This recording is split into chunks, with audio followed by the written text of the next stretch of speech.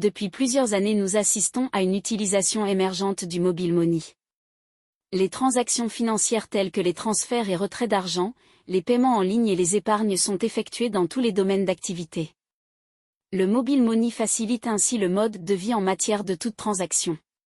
Cependant cet outil fait aussi l'objet d'intérêt des personnes malveillantes. Elles usent de plusieurs ruses afin de faire leur sale besogne. À cet effet suivons l'histoire de Monsieur TM. TM est un artisan, en raison de son activité. Il ouvre un compte mobile money dans une agence de la place, et reçoit des transferts d'argent régulièrement de la part de ses clients. Afin de réaliser la commande d'un client, il se rend dans un point de vente mobile money pour effectuer un retrait d'argent. Il est surpris lorsque l'agent lui fait savoir qu'il ne disposait pas suffisamment de fonds pour valider le retrait.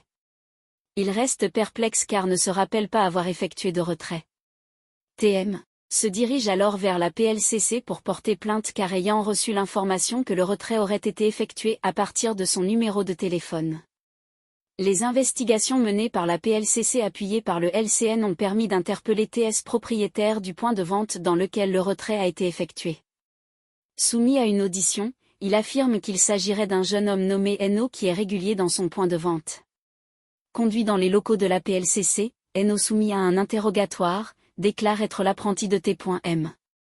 Ayant gagné la confiance de son patron, celui-ci lui remettait souvent son téléphone portable et son code secret pour effectuer des retraits de fonds de son compte mobile money. C'est alors qu'un jour il prit le téléphone de TM à son insu et se rendit dans le point de vente de TS pour effectuer un retrait de 885 000 francs CFA. À la question de savoir ce qu'il a fait de ces fonds, il déclare avoir acheté un téléphone portable de marque iPhone 13 Pro, des vêtements et des chaussures. Il finit en s'excusant auprès de TM. NO a finalement été conduit au parquet pour vol de téléphone portable et fraude sur porte-monnaie électronique.